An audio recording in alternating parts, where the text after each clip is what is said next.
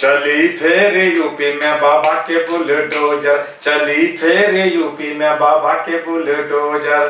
अरे नहीं चली गुंडागर्दी, नहीं चली गुंडागर्दी, गोली बम मोजर। चली फिर यूपी में बाबा के बुलडोजर, चली फिर यूपी में बाबा के बुलडोजर। नमस्कार, मैं सुनील छैला बिहारी आपको प्रणाम करता हूं। और कल अर्थात 10 मार्च को जो रिजल्ट आया उत्तर प्रदेश का और साथ में और राज्यों का, मजा आ गया देख के। क्योंकि बहुत सारे लोग कहते थे कि नहीं ये होगा, वो होगा, ऐसे होगा, वैसे होगा, लेकिन बाबा का दोबारा आना ये बहुत ही खुशी की बात है। क्योंकि मैं आपको बताऊं एक बात, मैं रहता हूं मुंबई में और हमारे घर के सामने एक जनरल स्टोर है। तो जनरल स्टोर में जब भी हम लोग जाते हैं तो वो एक ही बात करता है, अरे आपके गांव वाले मुख्यमंत्री ने तो कमाल कर दिया, आपके गांव वाले मुख्यमंत्री ने तो कमाल कर दिया। मैं बिहार का हूं फिर भी बोलते हैं, क्योंकि बिहार, यूपी, झारखंड तो एक ही है। तो अब वो राजस्थान का है, उनको हमारे बिहार उत्तर प्रदेश से कोई मतलब नहीं, वो मुंबई रहते हैं। लेकिन जब से कोरोना आया, कोरोना के बाद जो योगी जी का एक्टिवनेस दिखा, योगी जी ने जो कमाल किया, वो हर जुबान पे है। और मुझे ऐसा लगता है कि पूरे देश में योगी मॉडल चलेगा, बाबा का बुलडोजर। ये सभी मुख्यमंत्रियों को ऐसा करना चाहिए। और बाबा का दोबारा आना, योगी जी का दोबारा आना, ये बतलाता है कि अब जात पात की राजनीति का पटाक्षेप हो गया है। क्योंकि जो आज भी वही गठबंधन बनाते हैं, जात का गठबंधन, एम वाई आप सब समझते हैं, वो जो गठबंधन बनाते फिरते हैं, वो गठबंधन अब बदल गया। अब हो गया, पहले जो गठबंधन और था, अभी हो गया मोदी प्लस योगी, एम और वाई। तो ये लोगों ने दिखला दिया। ऐसे हमारे जैसे व्यक्ति कभी ये सब नहीं मानता है, जात पात को नहीं मानता है। हम लोग सिर्फ विकास की बात करते हैं। और टीवी पर देख रहे थे और उत्साहित हो रहे थे। और इसी में वो भी याद हमें आ रही थी जिसने कहा था यूपी में काबा, लेकिन कल कहीं पर वो दिखाई नहीं दिए। वो भी कहीं से देख रहे होंगे तो उनको भी लग रहा होगा कि यूपी में काबा। और अब मैं बताना चाहता हूं कि अब तो पता चल गया कि यूपी में काबा, यूपी में बाबा के बुलडोजर बा। और ये बुलडोजर अब पूरे देश में चली, पूरे देश में योगी मॉडल ही चलेगा। और मैंने इस पर एक वीडियो बनाया था।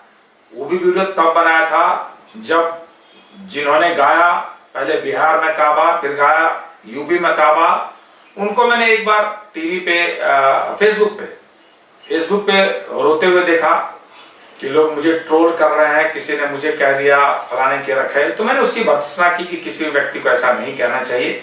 लेकिन मैंने बोलने के क्रम में ये बोला कि नेहा जी, आपको अगर किसी ने कह दिया कि किसी के रखेल तो आपको बुरा लगा, आप रो रही हैं।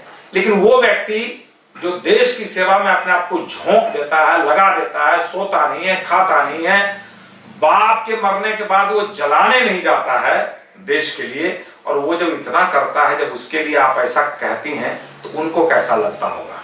इस पर बहुत सारे कमेंट्स आए, अच्छे अच्छे कमेंट्स भी आए। कुछ कमेंट्स आए हैं जिसका मैं जवाब बाद में दूंगा। लेकिन मैं तो जानता था कि रिजल्ट यही आएगा, इसलिए मैंने सोचा था कि नेहा सिंह राठौर जी ने जो गाना गाया है उसके एक एक चीज का मैं अब जवाब देना चाहता हूं। पहले उन्होंने कहा खत्म रोजगार। खत्म रोजगार का मतलब होता है कि इससे पहले के सरकारों ने बहुत रोजगार दिया था और इन्होंने आके बर्बाद कर दिया। तो मुझे ऐसा नहीं लगता कि इसके पहले के सरकारों ने बहुत रोजगार दिया था और योगी जी ने रोजगार को बर्बाद कर दिया। हाँ, आपका इशारा अगर इस तरफ है कि अपहरण उद्योग खत्म हो गया, गैर कानूनी काम खत्म हो गया, रंगदारी खत्म, तो वो भी एक उद्योगी था, उसको तो खत्म इन्होंने किया है। अगर आपका इशारा वहां था कि खत्म रोजगार बा, तब तो आप बिल्कुल सही जा रहे हैं। लेकिन मैं दावे के साथ कह सकता हूं कि आपका इशारा वहां पे नहीं था। लेकिन खैर इस मुद्दे पर मैं फिर से आऊंगा।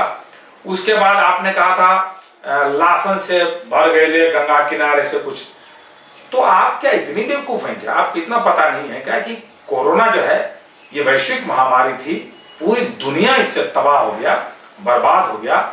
और हमारे देश में, आपको तो आंकड़े की अगर मैं बात करूं तो आपको पता है कि इतना डेवलप कंट्री अमेरिका, और अमेरिका में मैंने अभी भी गूगल पे देखा तो वहां पे 8 लाख लोग मरे हैं कोरोना से, जबकि वहां आबादी है सिर्फ 33 करोड़ और हमारे यहाँ की आबादी है 135 करोड़ के आसपास, 37 करोड़ के आसपास, और यहाँ पे 4 लाख लोग मरे हैं।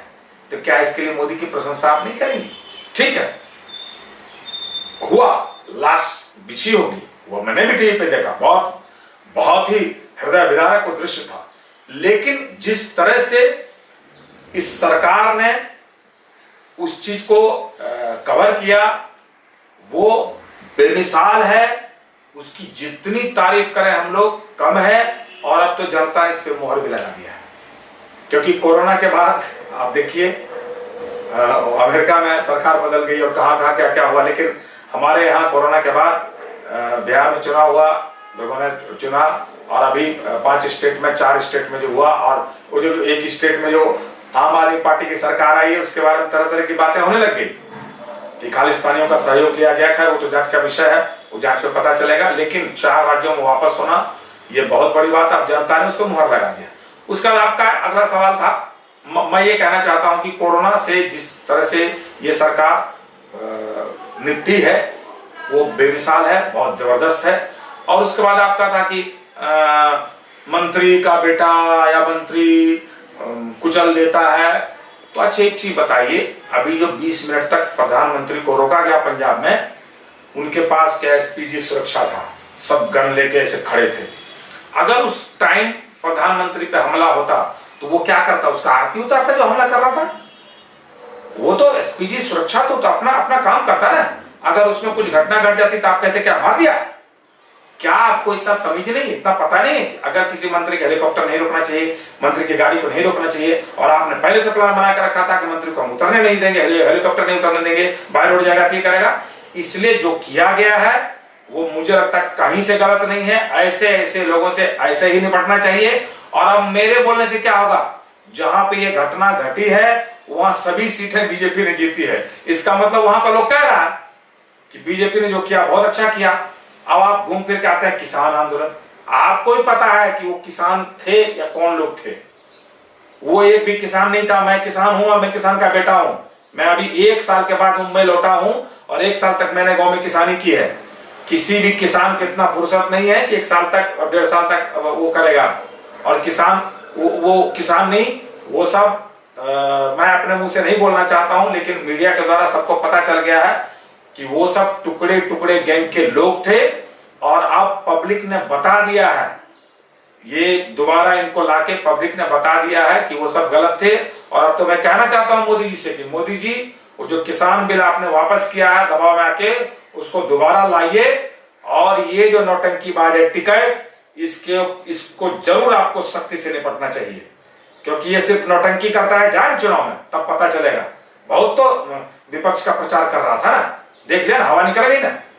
ये सारे ये आतंकवादी लोग हैं और ये सब टुकड़े टुकड़े गैंग के लोग हैं, इसलिए इन लोगों से सख्ती से निपटना चाहिए। आपका एक और सवाल था, मैंने गाने में आपने गाया था कि हाथ रस के जोहत। मैं दावे के साथ कह सकता हूं कि योगी जी मुख्यमंत्री हैं, उस बच्ची को भी इंसाफ मिलेगा।